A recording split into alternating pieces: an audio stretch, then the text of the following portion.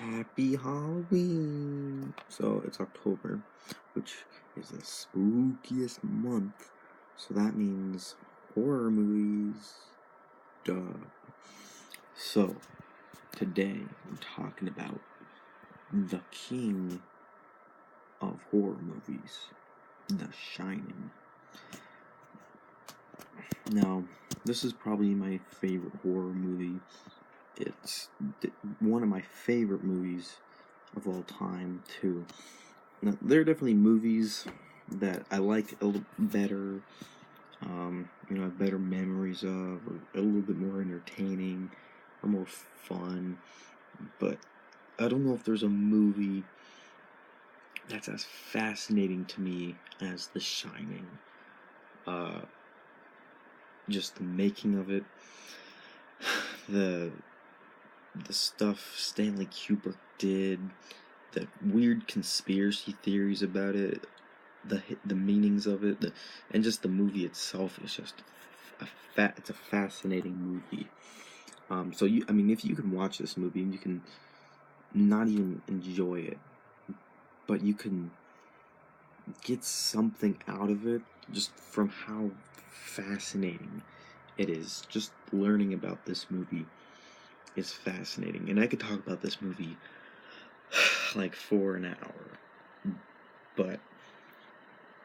or even longer, but I'm gonna try and keep it to just 10 minutes. Because now there are probably like scarier movies than this, and there's things with like more disturbing images, but there's nothing as just creepy and dark and unsettling about it. This movie is very unsettling. No, it's not as... I've seen it like 3 times now, and it doesn't scare me or anything now. The first time I watched it, I was like 14. I watched it on Halloween by myself in my room late that night. Just the perfect way to watch it. And it just, like, I don't know, messed with me for the next couple days. It's not that I was like scared. It wasn't that scary, but it was just so, disturbing in a way. So anyways, what makes it so just unsettling?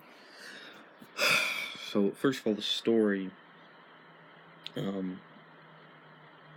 it's based off a Stephen King novel, and it's about this family that go and watch over the hotel for the winter, and just that, this family in this hotel that has some bad history, and this father who has some bad history, alone in this place. They can't get out. It's under, they're doing it under their free will. It's a job for them, but they're stuck in this place, and all this stuff. And that's what makes it probably so creepy, because okay. So in the beginning of the movie, you learn that the dad, Jack, played by Jack, is an recovering alcoholic, and has hurt his kid once. They say it was on accident. And in this hotel, there's been some murders there. And from that, you just know something bad is going to happen. But for the majority of the movie, nothing really happens. The kids see some stuff. But nothing really happens for, like, the majority of the movie. You just sitting there waiting and waiting. And that's what makes it so creepy, because have you ever had something that you didn't want to do, but you knew it was coming up, like today? It's like, oh, I gotta do this thing today, and like getting a cavity, it's like filled. It's like, this is gonna happen today, it's gonna be terrible, and so just the whole day you're just sitting there like, I don't want this to happen. Just that dread of it coming up, is the worst part. And then once you get it, it's like, it's bad, but it's not that bad. And it's like, that sucked. But probably the worst part is just the anticipation of it. You know, or if like there's a really scary roller coaster, it's like before you're going up to it is the scariest part. And so this whole movie, you know, there's not a murderer chasing them the whole time. It's just, it gives you the situation and lets you just sit there and wait, and you think something's gonna happen, but nothing happens. And so that one makes it so creepy. I mean, there's a ton of other factors, but I think that's the main thing. Now the characters I found really interesting. Jack Torrance, I think, is a very interesting character because I've watched it like 3 times. The first time I watched it, I saw him as a guy who was trying to be a good guy. You know, he hurt his kid on accident one time, and you know, I feel like he's trying to be this good guy, but he's just going crazy. But then this last time I watched it, I feel like he was a bad guy from the beginning. Maybe, you know, he did hurt his kid on accident, and maybe there was more times, because they only mentioned the one time, because they have to explain what happened to this kid's injury. So maybe other occurrences have happened, and you know, he's just kind of made his wife stay and keep it quiet, or else, you know, he's gonna hurt her or something, you know, and just all kinds of things. Like maybe like he's this way all the time, you know.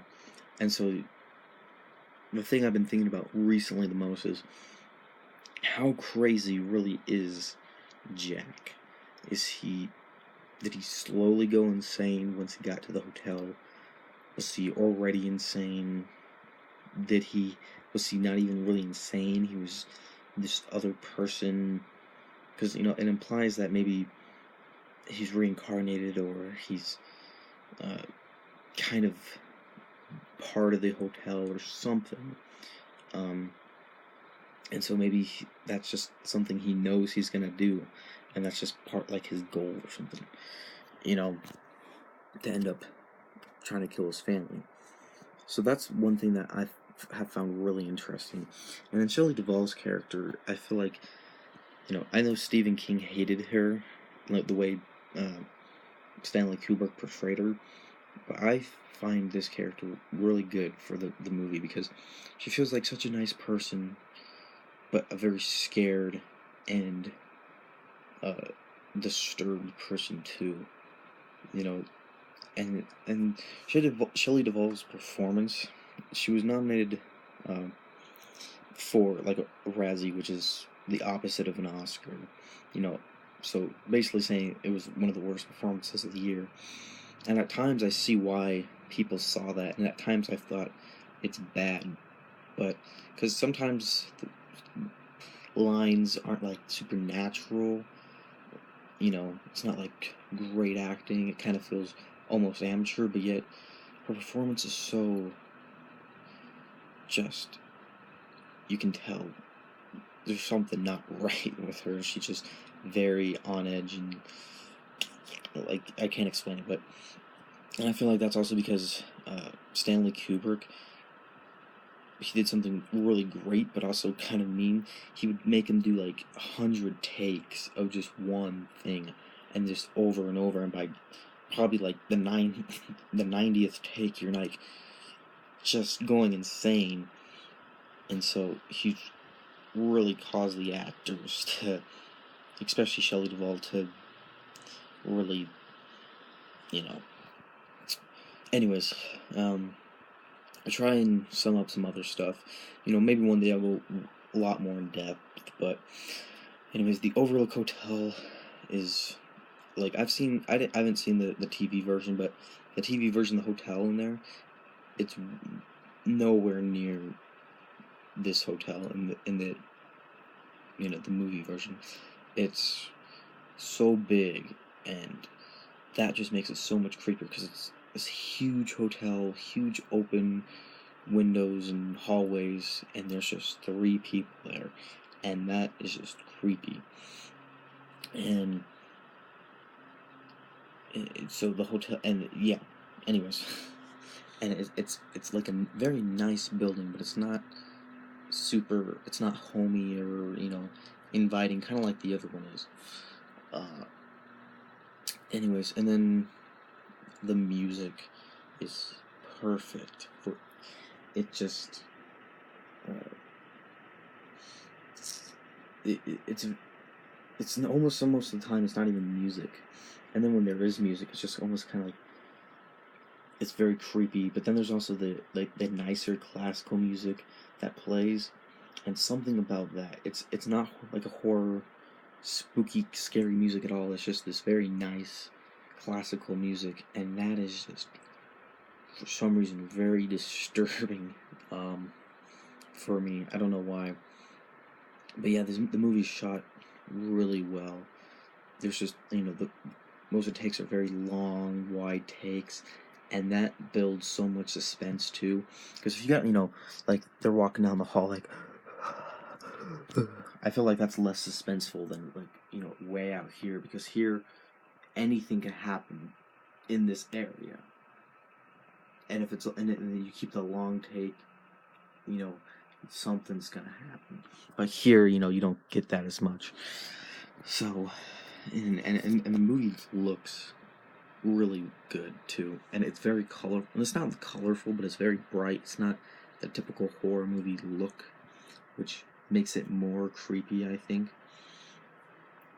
So pretty much everything in this movie was just done to perfection.